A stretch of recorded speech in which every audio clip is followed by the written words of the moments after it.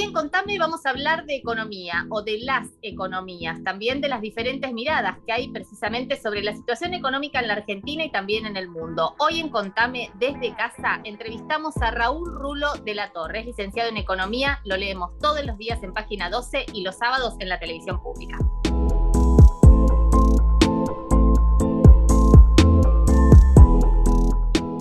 Bueno, Raúl, bienvenido al canal de la Universidad de La Plata. ¿Cómo estás? ¿Y cómo estamos? Es la pregunta muy general con la que vamos a arrancar. ¿Cómo estamos en materia económica?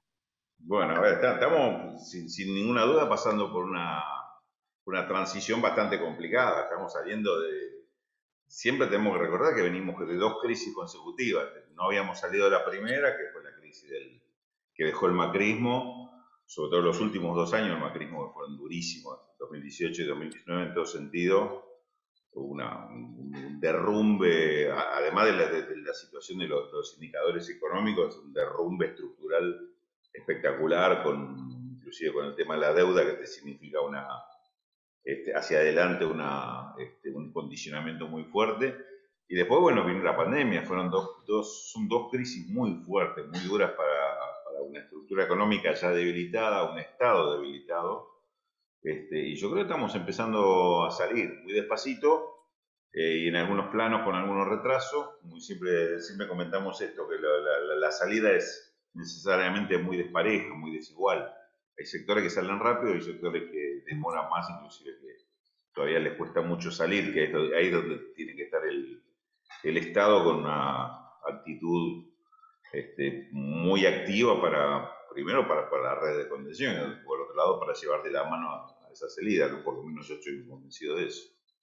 Raúl, ¿por dónde va la salida? Digo, uno sabe que por un lado la necesidad de acordar con el Fondo Monetario Internacional, por otro lado uno ve que hay medidas vinculadas con la necesidad de reactivar el mercado interno, de incentivar el consumo. De todos modos, la sensación es que faltan algunas reformas estructurales también.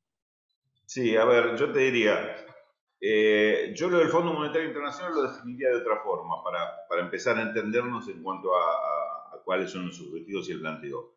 Argentina tiene un problema global de deuda, tanto con el Fondo Monetario como con el sector privado. Tenía que ordenar eso de forma tal de que el pago de los compromisos de la deuda no le condicionaran todo el resto de la política económica. ¿Cuál era la propuesta? ¿Cuál era el objetivo? Bueno, saquémonos encima todos los vencimiento de los próximos años, tratemos de patear para adelante todo lo posible y ver cómo ordenamos de ahí en más, tampoco para que no caiga todo el quinto año, caiga todo de golpe y estemos en la misma. Sino tratar de ordenar eso. Con el sector privado se hizo bastante bien, igualmente yo creo que llegado el momento entre el quinto y el octavo año va a haber que revisar un poquito esos números porque son quizás para la generación de gobierno que le toque ahí, si no va a ser un poquito complicado. Y el Fondo Monetario Internacional viene con retraso, pero con el retraso lógico de un gobierno que no acepta las condiciones que el fondo le quiere imponer, o por lo menos las condiciones tradicionales del fondo.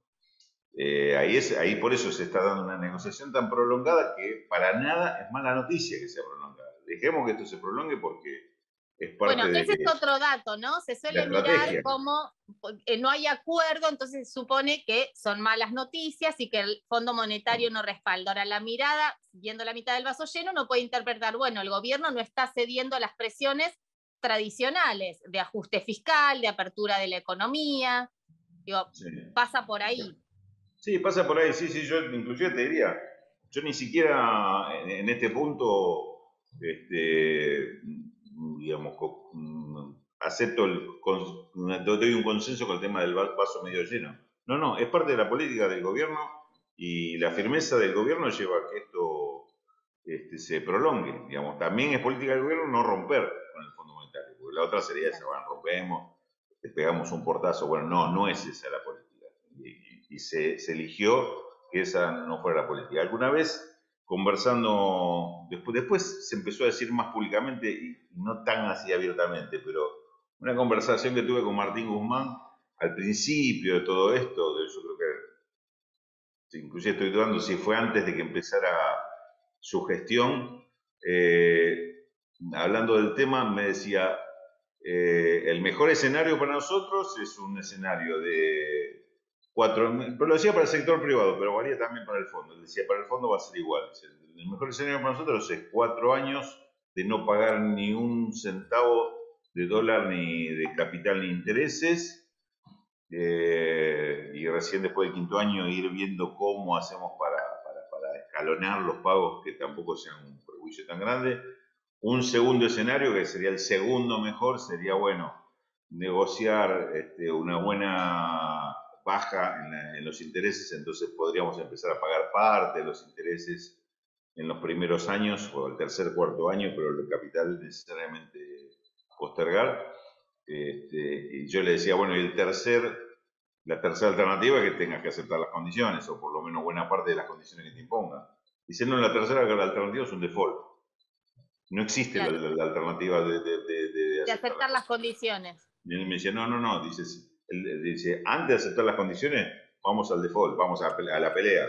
Dice, no aceptar la derrota, dice, ir a la Y pelea. Raúl, ¿crees que todas estas, no sé si llamarlas operaciones, o sí, vos me dirás, ahora se calmó un poco, pero hace algunos meses se hablaba de las diferencias de Martín Guzmán con Cristina Fernández de Kirchner, que se estaba yendo, que había presiones para precisamente dejar de negociar o romper con el Fondo Monetario Internacional? Fueron operaciones porque, bueno, de hecho Martín Guzmán sigue negociando, sigue siendo el ministro de Economía, los meses pasaron y no ocurrió eso que muchos anticipaban, ¿no? Sí, a eso te agrego más. Sí, pasó a ser una de las figuras de la campaña. Claro, de hecho, bueno, Pasó a ser estuvo en el lanzamiento de la hora 12, 24 y 30. y lo vamos a ver en varias de estas, no solo presentes, sino hablando, digamos, o sea, siendo parte de la presentación.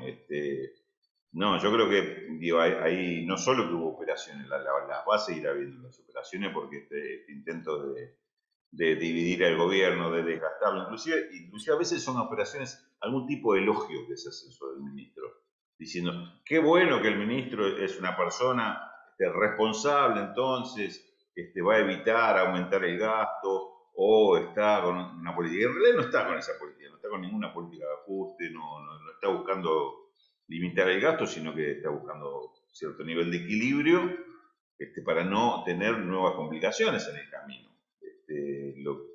También otra cosa que te cuento de que hemos charlado con el ministro el año pasado, cuando se estableció este tema de lo que podríamos decir, a él no le gusta este nombre, pero para mí es un desdoblamiento cambiario.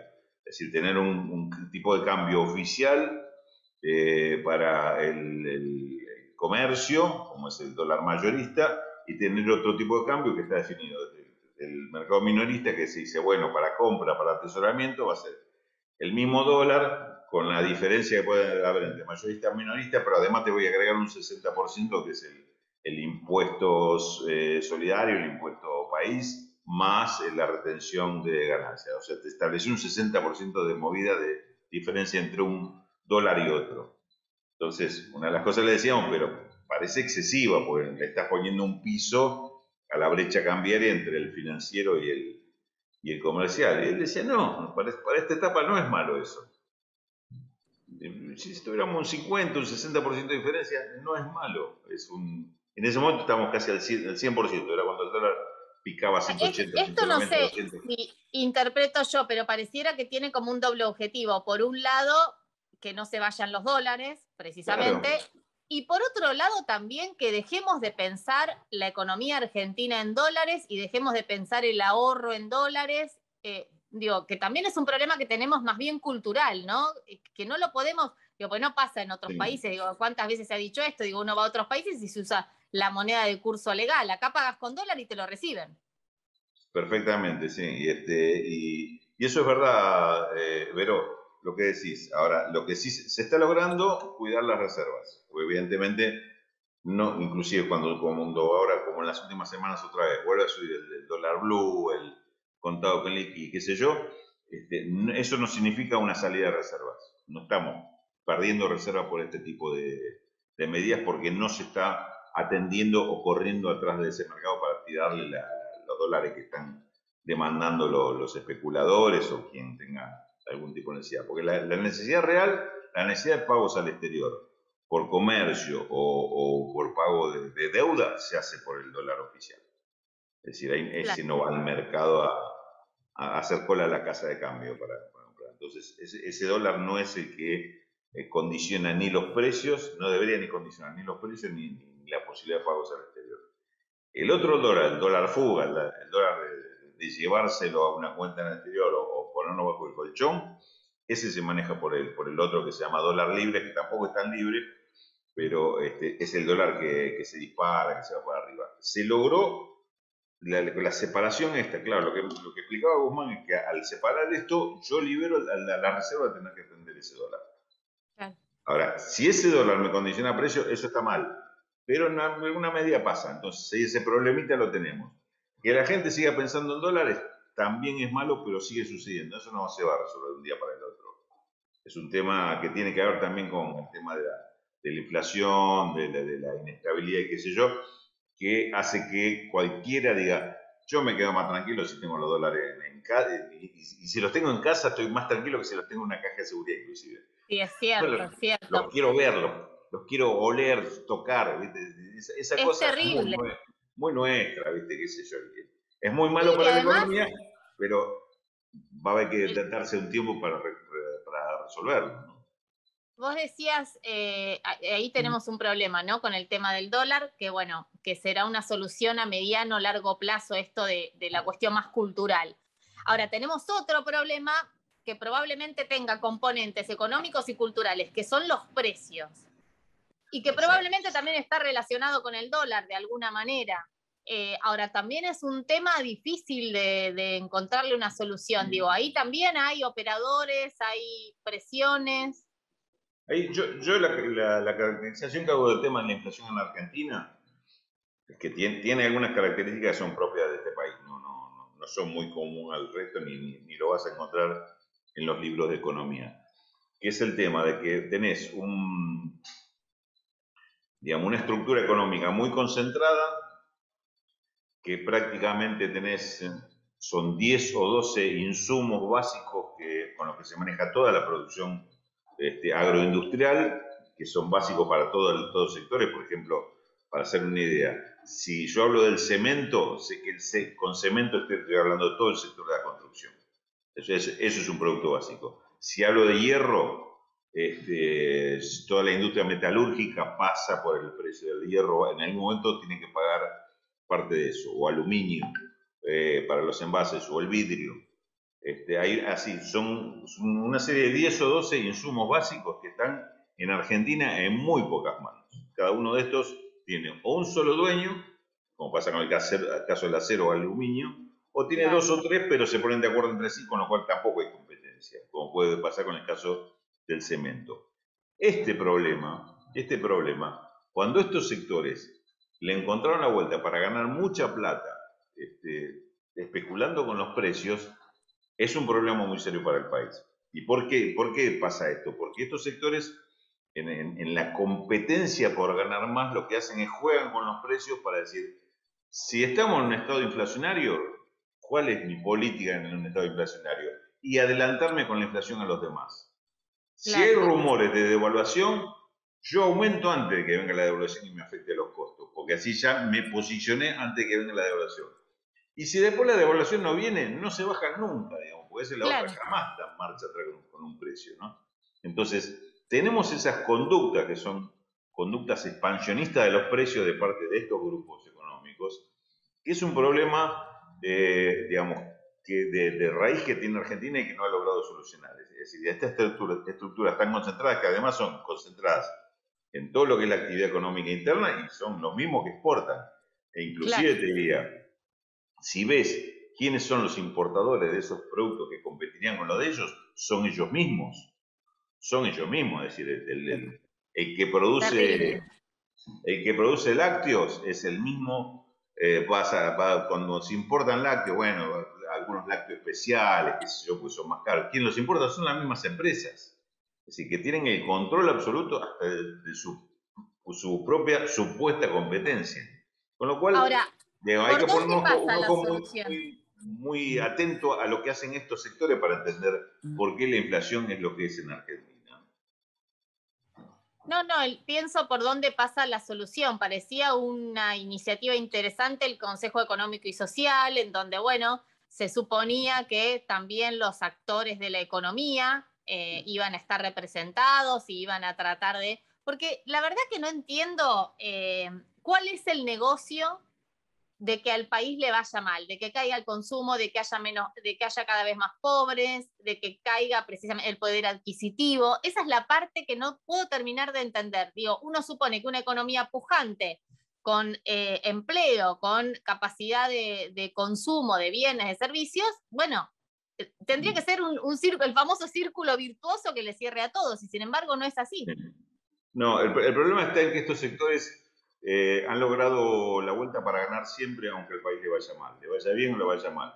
Es decir, claro, es cierto que no ganarían, no sería un éxito total si al país le fuera definitivamente mal y se derrumbara y desapareciera.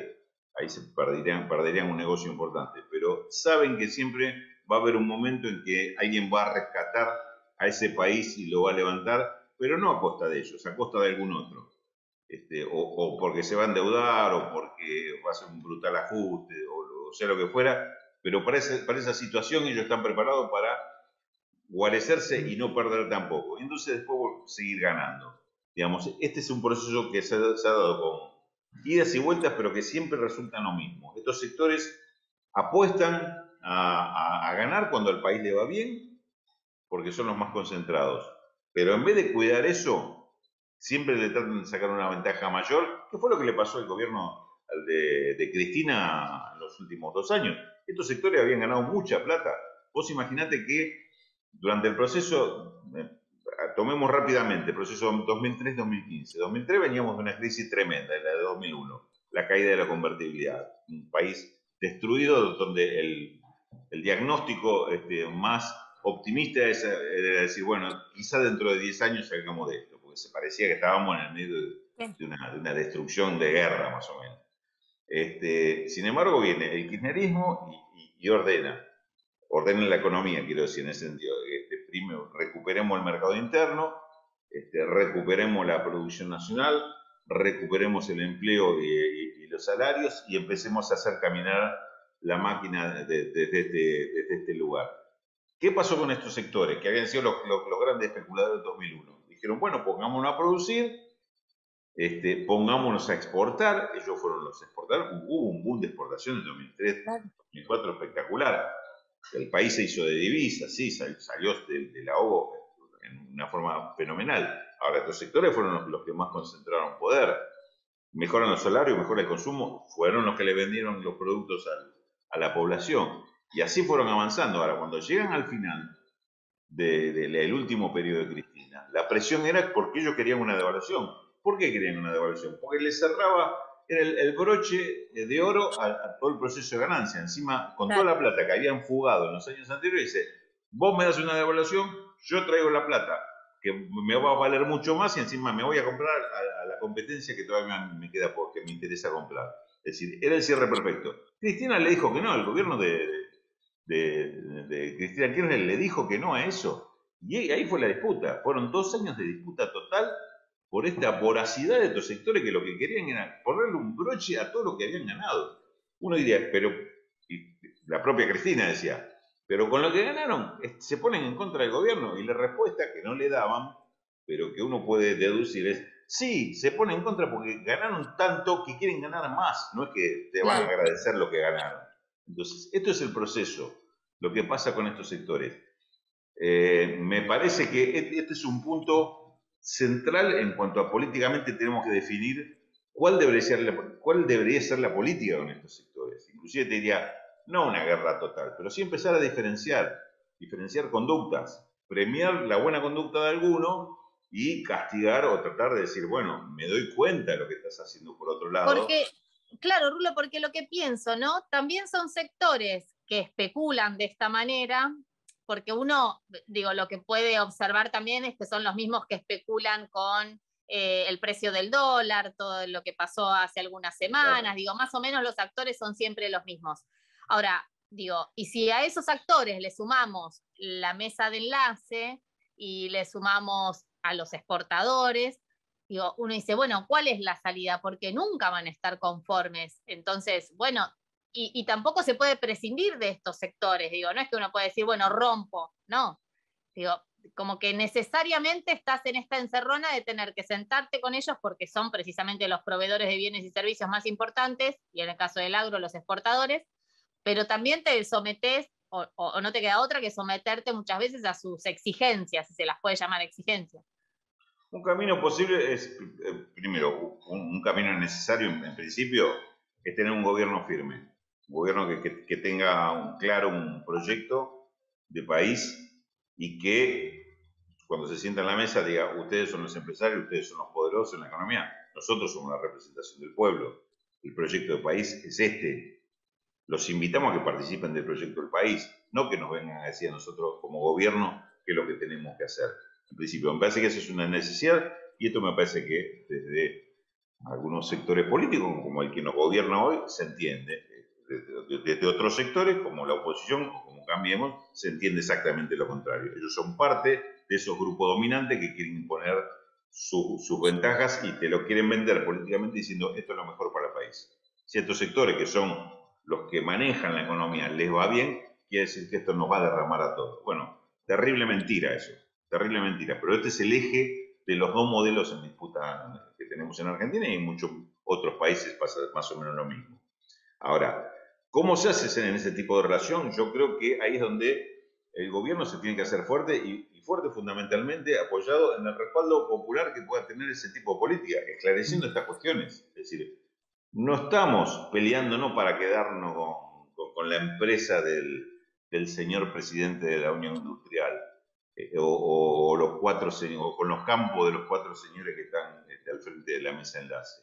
Estamos para que pongan eso al servicio de la producción nacional, que ganen plata exportando, que ganen plata pero que paguen buenos salarios a sus trabajadores y que ganen plata porque la gente va a consumir más y como decías vos, se dé el círculo virtuoso.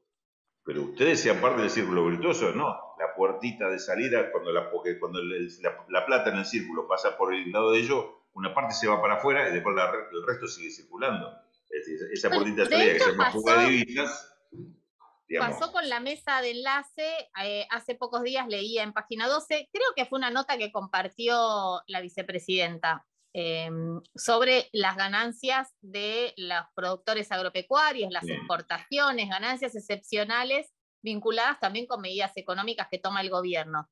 Y sin claro. embargo, hay medida de fuerza, hay protestas, digo, más alineados con la oposición o con el discurso opositor. Digo, ¿esto es más militancia liberal conservadora o tiene que ver con alguna medida que los puede estar perjudicando? Pareciera que, digo, que son militantes de una posición Sí. económica extremadamente liberal, ¿no?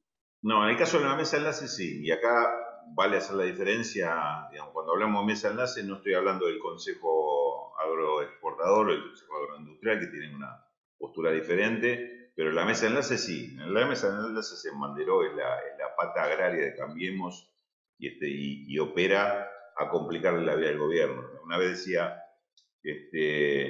nuestro columnista Pedro Peretti, dice el Confederaciones Rurales batió el récord de hacerle un paro al gobierno, paro a un gobierno antes de que asuma, porque ya en noviembre le anticipó el paro que le iba a hacer al gobierno que iba a asumir en diciembre de 2019. Ya estaban en contra del gobierno en sí mismo, no era Claro. ninguna política.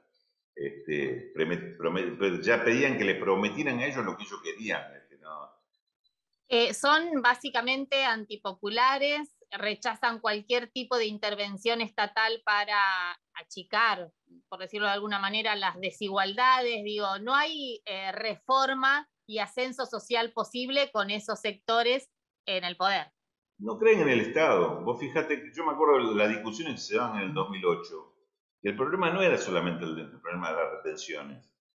Yo me acuerdo expresiones de Alfredo de Angeli, que por ahí el más transparente en dejar ver algunas cosas. Él decía, ¿y para qué el Estado me tiene que sacar la plata a mí para, por ejemplo, para educación, si nosotros podemos darle colegio a los pibes acá en Entre Ríos? Él decía, de los colegios estaban ellos para manejarlo.